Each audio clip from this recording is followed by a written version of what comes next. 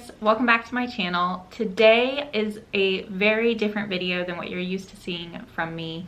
I know as of recently, the past couple of months, I have mainly just talked about luxury, jewelry, and all of the things that I love on a day-to-day basis. However, I have felt very compelled to make this video. For those of you who don't know, because I haven't said it in any super recent videos, I am currently in my 8th month of pregnancy. My due date is February 1st, and all is healthy and well. But this was something I had experienced at the beginning of my pregnancy in the first trimester that I had never heard of before, that many people I talked to about this have never heard of before.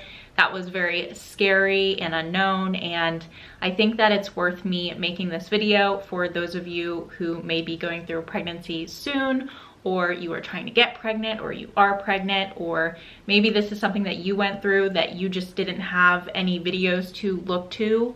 I remember that was one of the first things I did when this happened to me, and you know, unfortunately there wasn't a lot out there. I don't know if maybe there is since then, because this was, you know, many months ago.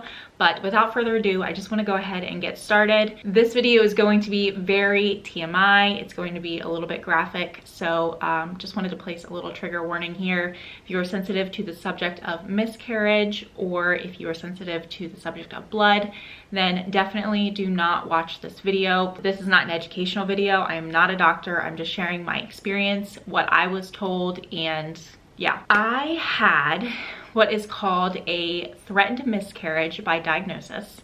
And to put it in simple terms, I basically had all of the physical symptoms of a miscarriage without actually having one. So by some grace of God, my baby ended up being okay. I have some notes that I took in my phone as to when this happened and sort of what I was feeling before, during, and after this experience. And so hopefully it helps you relate if this is something that you went through, or something maybe you just didn't even know existed, because I had not known. Many of my mom friends did not know about this. So the first note I have here was just that the couple days before this happened, I was extremely sick. This happened to me right before I turned 7 weeks pregnant. I had only known for a couple weeks at this point, and my nausea had started to kick in. My first trimester was extremely rough. I threw up every day, sometimes multiple times a day. I was constantly nauseous. I did previously have some GERD and nausea issues, which kind of translated, I just think, into the pregnancy. However, this was like super intense. The 2 days before, I remember, I just could not even get off the couch. I couldn't fathom how anybody could survive pregnancy feeling this awful. For me, it was from about week 6 to almost 20 weeks. I would say probably like 18 and a half weeks is when I finally stopped having daily nausea and vomiting. Now I do have nausea here and there, but I haven't had any vomiting, so thank God for that. So I just remember being extra sick right before this happened. And this was Friday and Saturday. I was super sick, and then on a Sunday is when I woke up in the morning. I'd slept in a little bit. I felt really good, and I just remember thanking God that I did not wake up with these nausea symptoms. It was like night and day. I went from can't even get off the couch and stop throwing up to feeling like $1,000,000 and like myself. And it was what I thought was such an incredible blessing at, you know, almost 7 weeks to wake up and feel this good. What I didn't realize is that a few short hours later is when the blood would come. So I remember my dog was acting really weird with me. It was something that caught my attention because it was a little bit different for her behavior. And I remember I'd gone to the bathroom, and when I pulled down my pants, I realized that there was a ton of blood. And I'm not talking like spotting. To this day, my doctors always refer to it as spotting, and I think that's just like whatever the term they use. But when I think of spotting, I'm thinking like a little bit, like a panty liner could have helped. This was not. This was a lot. It soaked through my underwear. It soaked through the shorts I was wearing, which were like really thick pajama shorts.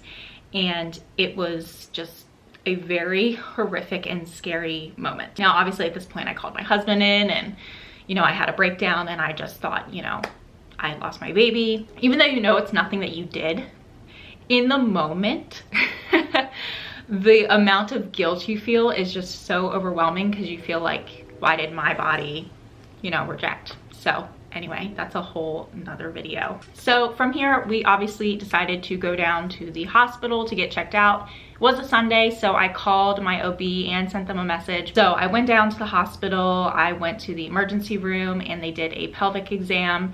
At that point, my doctor shared with me, and don't quote me on the statistic because again, I am not personally a doctor, it's just what I was told, that when there is bleeding this early in pregnancy, that there is typically a 50-50 chance of miscarriage versus everything's fine. They also did an internal ultrasound, which was very uncomfortable, not fun. If you've had internal ultrasounds, then you know that they just are not a good time. At this point, they start asking you a bunch of questions. My bleeding did not continue. It was just like that one initial lot of blood, and then from there on out, I didn't even spot. It just had completely stopped. And when they did the pelvic exam, they did tell me that my cervix was closed, which was apparently a good sign. A couple questions they asked me. I did not have any clotting in the blood. I did not have any back pain. And I did not have any severe cramping around this time, which were all also good signs. But again, in your head, you just always think the worst. So from there, they did do some blood work just to check my HCG levels to see if they were still where they were supposed to be measuring. I don't remember what my numbers were or anything like that. I just know that they did come back completely normal, which was good. The internal ultrasound is actually what confirmed viability, meaning that the baby was okay. And it was just a wave of relief to know that that was the case. I will say after the internal ultrasound, I did have a little bit of cramping, but that was to be expected just because it was a very uncomfortable experience.